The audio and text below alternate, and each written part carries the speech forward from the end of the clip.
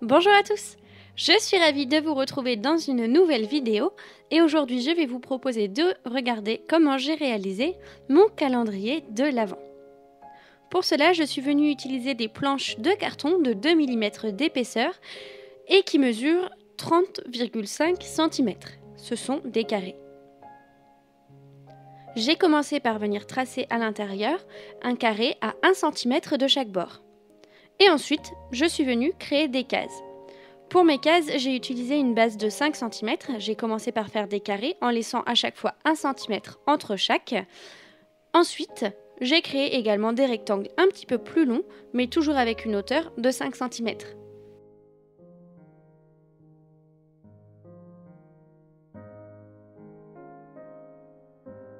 Dans mon calendrier de l'Avent, les 5 cm vont vraiment être une base. On va les retrouver dans toutes les cases et à chaque fois, je vais laisser 1 cm entre chaque case, que ce soit en haut, en bas, à gauche et à droite. Il y aura toujours 1 cm.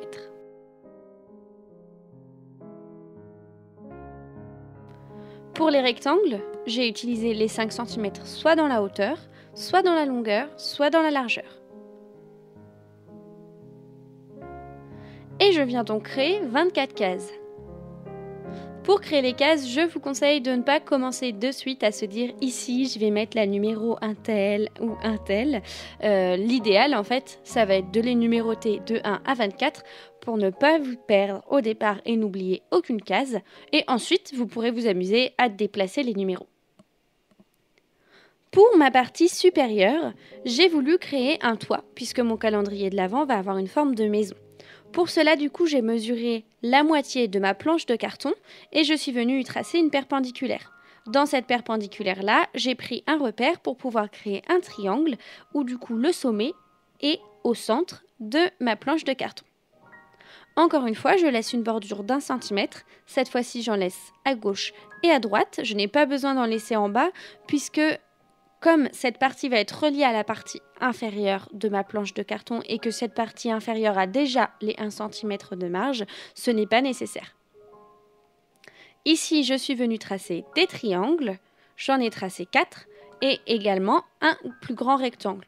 Le plus grand rectangle sera la case numéro 24 et qui contiendra la plus grosse friandise.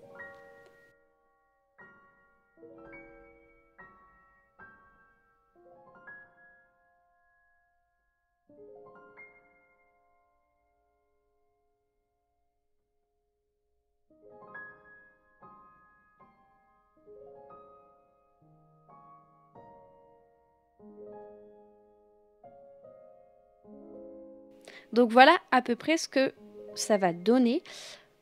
Il faut savoir qu'ici c'est l'avant de mon calendrier. On construira par la suite tout le reste de la structure. Pour commencer, du coup, il va falloir que je coupe cette partie supérieure, que je coupe mon triangle et pour cela j'ai utilisé un cutter. Si vous êtes jeune, attention, utiliser un cutter, ça peut être un petit peu dangereux, surtout avec de la cartonnette de cette épaisseur. 2 mm, on pense que c'est pas grand chose, mais au final, avec un cutter, c'est assez difficile à couper. Il faut s'y reprendre plusieurs fois, il faut bien forcer sur le cutter également. Donc n'hésitez pas à demander de l'aide à un adulte. Également, n'oubliez pas de protéger votre surface avec un tapis de coupe. Et l'idéal serait d'utiliser une règle ou une équerre, peu importe, métallique. Puisque si vous utilisez quelque chose en plastique, vous risquez de l'abîmer avec votre cutter et ça risque du coup de ne pas être très droit. Une fois que j'ai coupé ma partie supérieure, je vais également venir couper l'intérieur de mes 24 cases. Donc ça a été un petit peu long, je vous l'avoue, puisque comme je vous disais, c'est un petit peu compliqué de couper des planches de carton aussi épaisses. Il faut s'armer de patience puisque l'idéal, c'est d'avoir du coup les cases le plus propre possible. Également, pour avoir une jolie finition, je suis venue faire quelque chose que je n'avais jamais vu. Alors je sais pas trop si c'est comme ça que ça doit se faire, mais en tout cas ça a bien fonctionné. J'ai pris une lime à ongles et je suis venue frotter mes bords intérieurs et extérieurs du coup pour enlever toutes les petites particules, tout le surplus qui rendait mon bord pas très lisse. Et donc cette opération là, je vais venir la répéter à l'intérieur de mes 24 cases.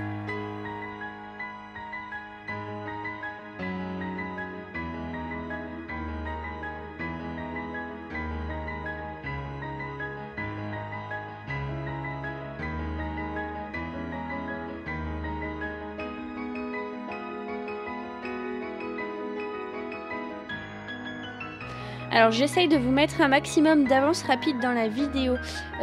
En règle générale sur ma chaîne je fais pas des vidéos aussi longues que ça, mais c'est vrai que ce calendrier de l'Avent m'a pris plusieurs heures.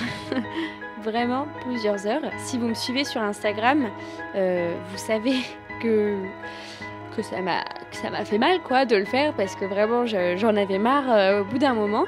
Mais en tout cas j'ai essayé quand même de vous mettre en vitesse normale pas mal de moments, donc ce qui fait que la vidéo est longue pour que vous puissiez comprendre au mieux la réalisation de mon calendrier. Une fois que toutes mes cases ont été faites, je viens prendre du gesso que je vais appliquer sur toute ma base de calendrier de l'Avent avant d'appliquer ma peinture. Le gesso en fait, qu'est-ce que c'est? C'est simplement une première couche qui va permettre à votre support de recevoir la peinture, et cette peinture-ci du coup déjà aura bien toute sa couleur puisque c'est du gesso blanc. Donc en effet ça peut, si vous utilisez une couleur claire sur du carton, elle peut perdre un petit peu de sa lumière, et ça va également permettre du coup de protéger le support, d'éviter qu'il ne gondole. Je suis venue en tout appliquer 3 couches de gesso en laissant bien sécher entre chacune des couches.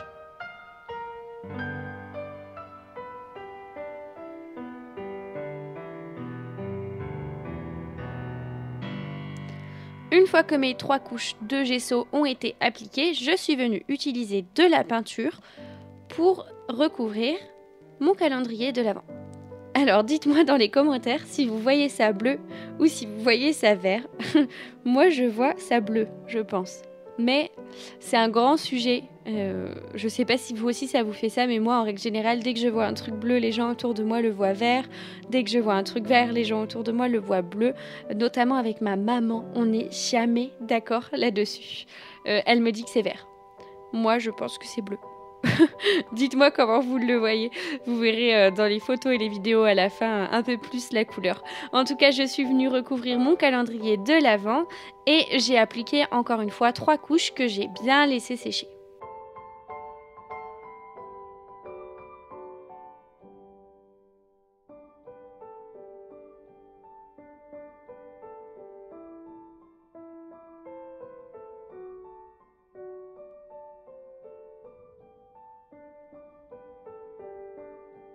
Ensuite, j'ai fait quelque chose qui va être tout à fait optionnel. C'est vraiment pour de la décoration, mais j'avais envie de vous montrer toute la réalisation du calendrier de l'Avent, donc je vous le montre également. Je suis venue ajouter de la pâte structurante. Donc comme son nom l'indique, cette pâte en fait permet d'ajouter un petit peu de relief. Donc j'ai utilisé une carte de fidélité d'un magasin. Et je suis venue ajouter du coup de la pâte avec cette carte-ci en assez grosse épaisseur. L'idéal en fait pour moi ici ça va être d'avoir une couche assez épaisse, puisque en fait après je vais utiliser un cutter pour créer du relief dedans. Je vais venir faire comme de la gravure en fait, je vais venir graver ma pâte avec mon cutter.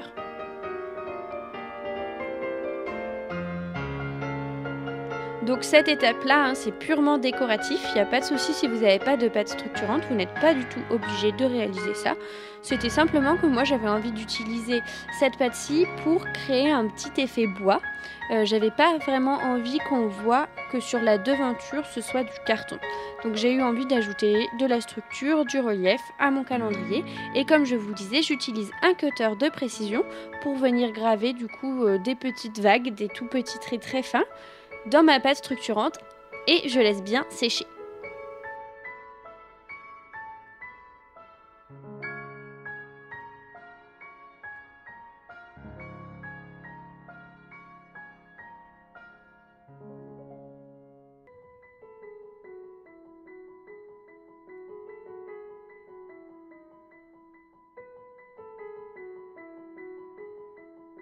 Une fois que ma pâte structurante est bien sèche, vous pouvez voir du coup les effets de relief.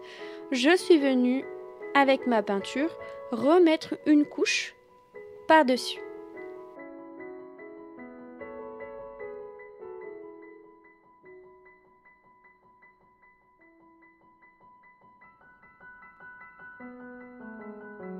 Et je vais faire ça sur tout mon calendrier.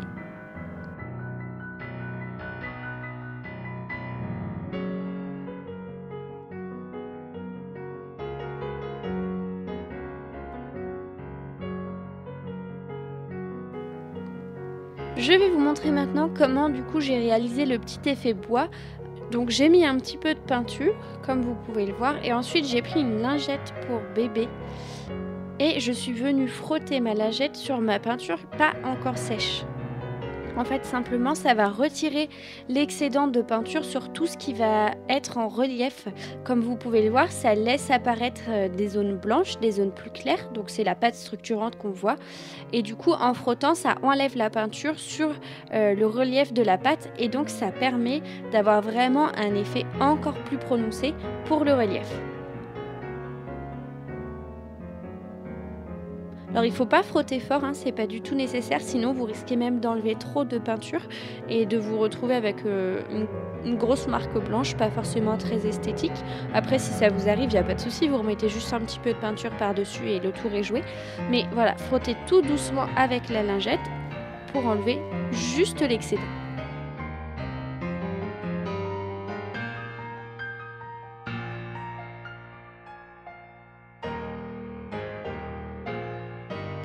Maintenant, on va passer aux choses sérieuses. Alors, ce calendrier de l'Avent va être composé de 24 tiroirs. Mais pour plus de solidité, puisque j'ai pas envie d'en refaire un chaque année, j'ai décidé de créer un support à l'intérieur pour chacun de mes tiroirs. Donc je vais mesurer de ce point à ce point et je vais découper un morceau. Ensuite, je vais mesurer de ce point à ce point et je vais découper cette fois-ci 2 morceaux dans mes planches de carton. Comme ça, ça fera un support pour mon tiroir.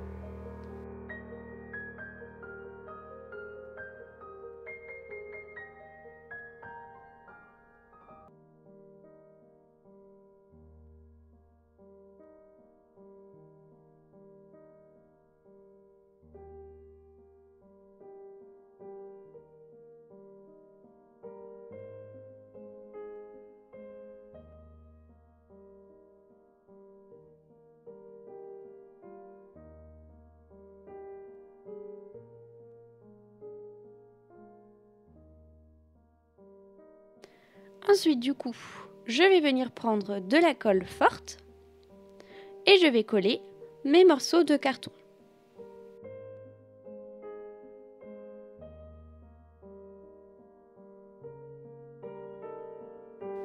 Donc je les colle entre eux en mettant de la colle sur la tranche et sur les côtés.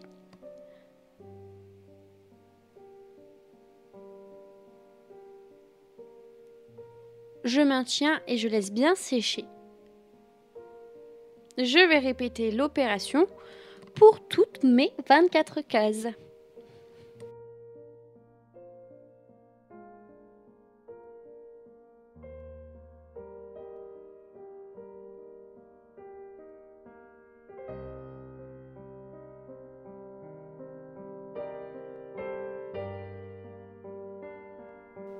Donc je vous remontre comment je fais. J'applique bien de la colle, je maintiens quelques secondes.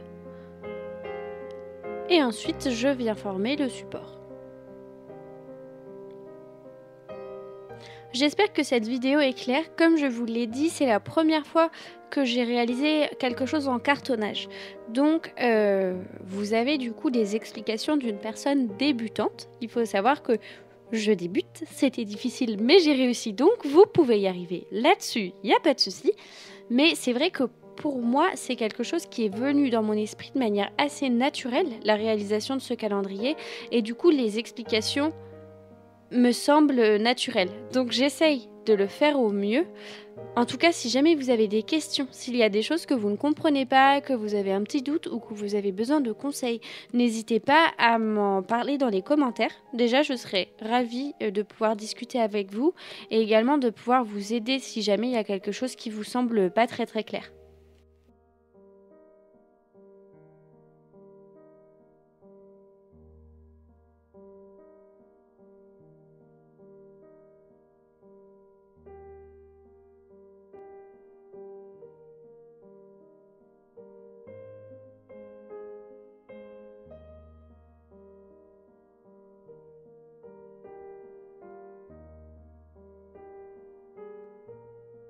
Voilà ce que ça donne du coup une fois que j'ai créé le petit support à tiroir pour mes 24 cases.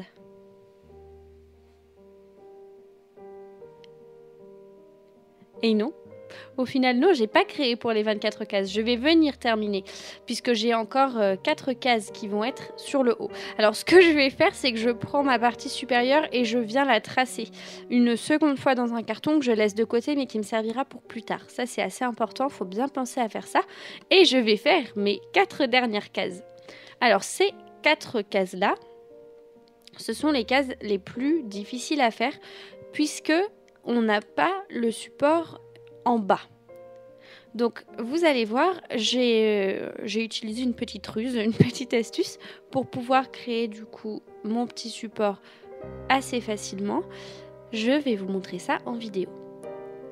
L'idée en fait, c'est qu'on va simplement avoir besoin des deux côtés et pas du support en bas, puisque on va en avoir un par la suite qui sera collé. Mais ce que j'ai fait moi, c'est que je l'ai quand même mis pour pouvoir ensuite le décoller facilement, simplement en coupant les angles au cutter, pour être sûr d'avoir quelque chose de solide. Si vous faites comme moi, ça va être un petit peu difficile. Il ne faut pas hésiter à mettre un petit carton en dessous qui vous servira de cale, sinon le carton du bas risque de souvent glisser, puisqu'il n'y a pas de support par le bas. Et voilà ce que ça donne. Donc je mets ça de côté et je vais reprendre ma base de calendrier de l'Avent, ma grande structure. On va venir s'occuper du bas du calendrier de l'Avent pour qu'il puisse tenir droit et être solide. Comme je sais que tout fait 5 cm dans mon calendrier, j'ai choisi volontairement de laisser 5 cm de profondeur. Je n'ai qu'à venir couper des bandes de 5 cm de large dans mon carton, pour créer la base de mon calendrier. Alors, j'ai coupé 2 grandes bandes de carton et comme mon carton mesure à chaque fois 30 cm et demi, j'ai pas besoin de mesurer la longueur, je sais qu'elle tombe pile poil. Ensuite, j'utilise de la colle blanche et je vais venir coller mes 2 bandes de carton ensemble. Décidément, je n'arrive plus à parler.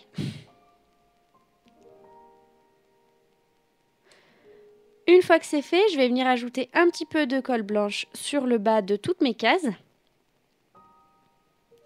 Et je vais ajouter de la colle forte dans la longueur de ma base de calendrier.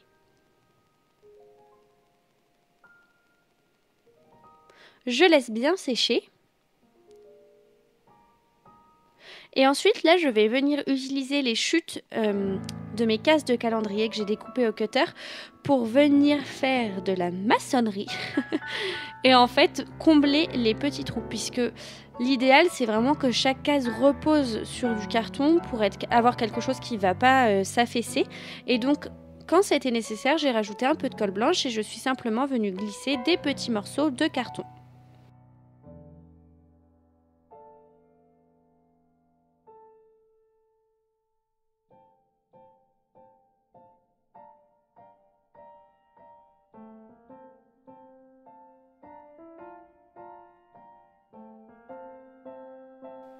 Mon calendrier tient bien droit, je laisse bien sécher le tout.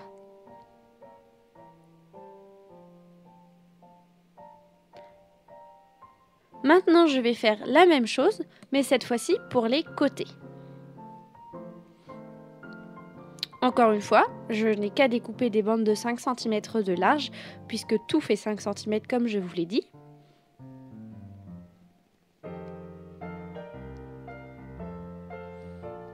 Et cette fois-ci, puisque les bandes vont être visibles, je vais venir répéter la première opération que j'ai faite. J'applique 3 couches de gesso et 3 couches de peinture.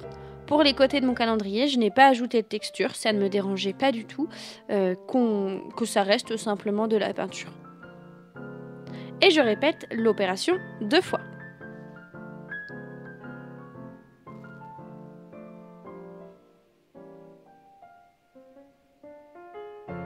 Ensuite, je viens couper 2 autres bandes de la même taille et je vais les coller ensemble avec de la colle blanche.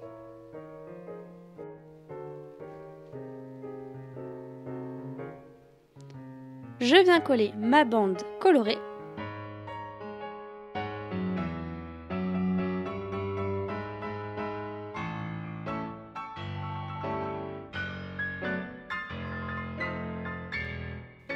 et j'ai créé le côté de mon calendrier. Je n'ai plus qu'à coller ça, donc j'utilise de la colle forte et je vais répéter la même opération de maçonnerie. Je vais utiliser des petites chutes de carton dans les espaces où il y a un petit peu de jeu. Et j'aligne bien le tout pour que ce soit le plus droit possible.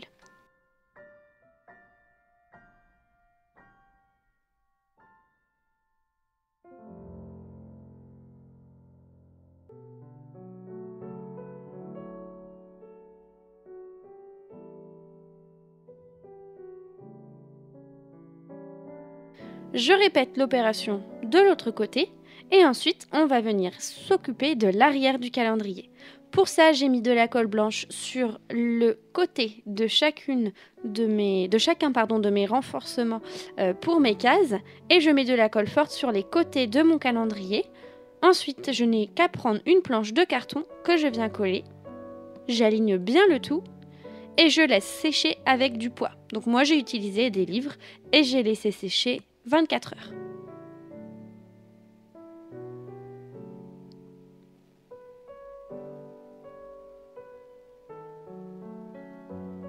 Voilà ce que ça donne. Ça commence à bien prendre forme. Et là, vous pouvez être sûr que vous avez une structure solide. Maintenant, on va s'occuper de la partie supérieure. Donc comme je vous l'ai dit, j'ai coupé les petits renforcements que j'avais fait sur le bas. J'ai coupé ça simplement avec un cutter. On reprend le triangle qu'on avait tracé tout à l'heure et on va venir faire comme on a fait au départ. On va créer des marges de 1 cm.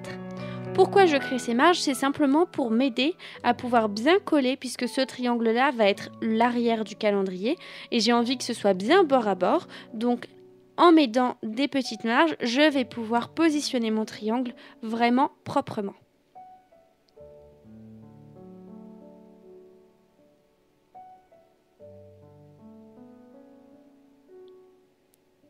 Vous voyez, grâce aux marges, je peux bien le positionner.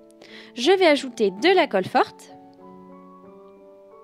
et je répète l'opération que j'ai déjà réalisée pour faire l'arrière de la première base. Je laisse sécher avec du poids. Voilà ce que ça donne. Maintenant, on va s'attaquer au toit. Donc je mesure la longueur et la largeur et je trace mes repères pour venir ensuite découper mon carton.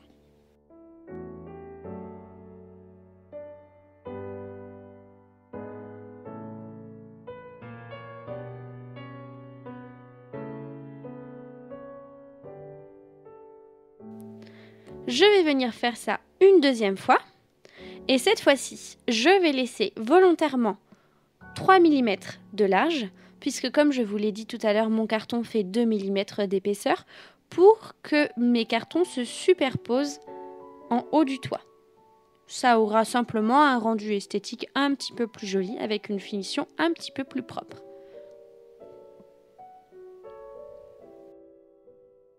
Maintenant, je vais venir mettre du gesso. Vous êtes habitué 3 couches que je laisse bien sécher et ensuite je vais ajouter une première couche de peinture dorée. Je répète l'opération sur les 2 morceaux de carton.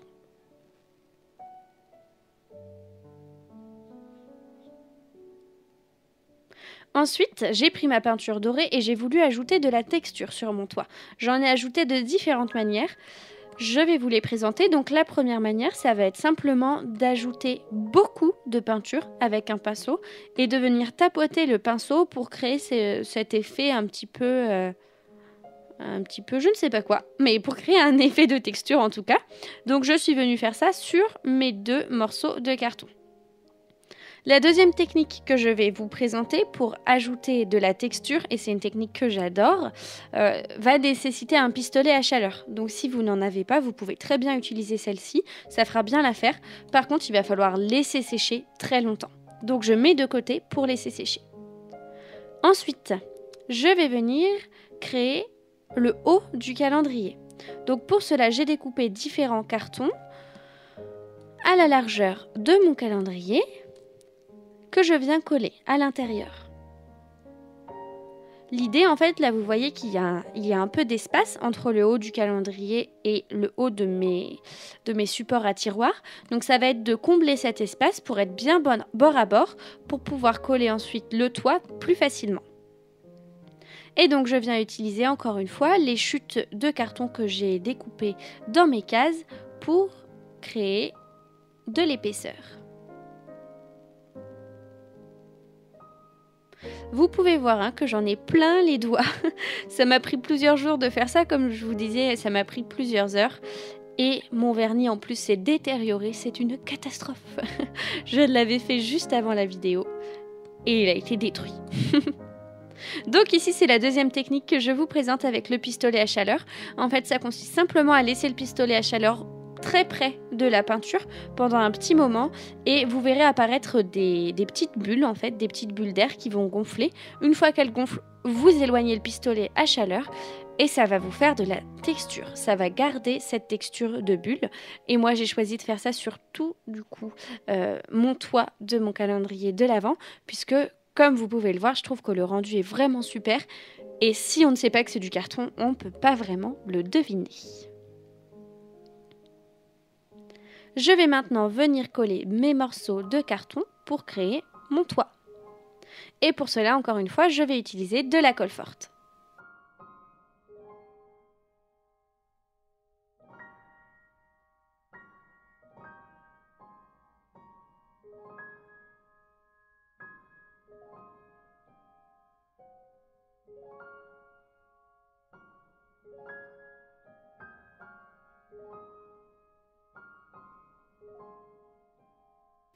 Pour avoir une finition un petit peu plus propre, je suis venue mettre de la colle forte et j'ai collé des morceaux de cure-dent que je suis venue ensuite peindre avec ma peinture dorée. C'est un détail, mais je trouve que ça fait bien son job.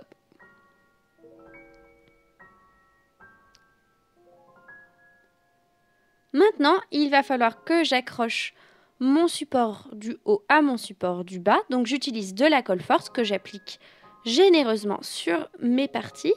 Et je viens fixer le tout. J'ai également ajouté une bande de craft gommée au dos de mon calendrier pour sécuriser. Voilà ce que ça donne. Donc c'est assez grand, ça doit faire 45 cm de haut, voire peut-être même un peu plus. Maintenant je vais venir faire les tiroirs. Donc je mesure de ce point à ce point, de ce point à ce point, celui-ci à celui-ci et je vais également faire un fond. En tout je vais avoir à couper 5 morceaux de carton.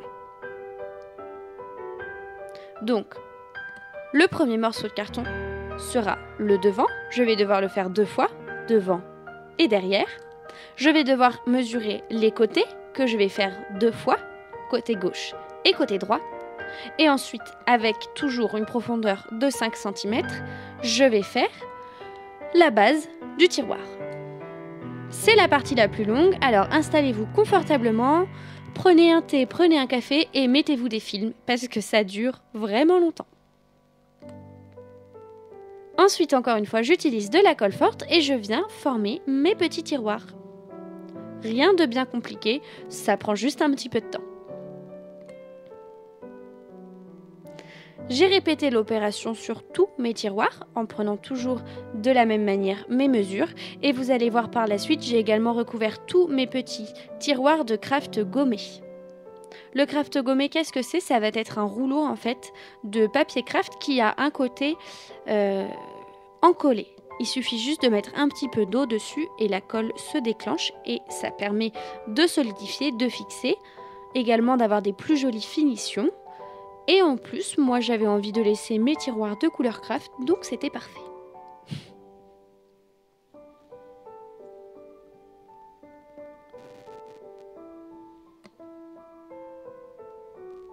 Je vous montre du coup comment j'ai réalisé mes petits tiroirs en craft gommé. Donc je me sers simplement d'une éponge humide et tout de suite la réaction de colle se produit et la colle tient vraiment très bien, la colle sur le craft gommé.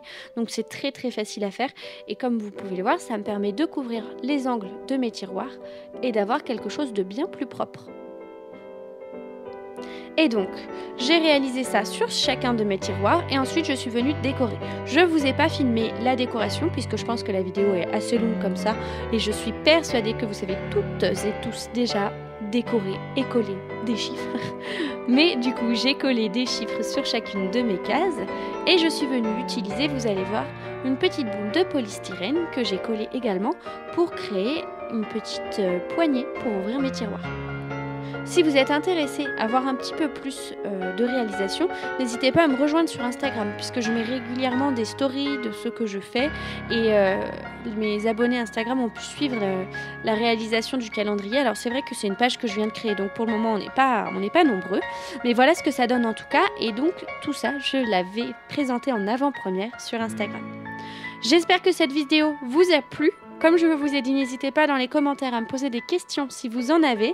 Voilà ce que ça donne pour mon calendrier de l'Avent. Je suis vraiment trop contente d'avoir réussi à le faire. Comme je vous ai dit, ça m'a pris du temps, mais j'ai pas abandonné et je trouve que le résultat est super sympa. En tout cas, je vous dis bon scrap à tous et on se retrouve dans les commentaires.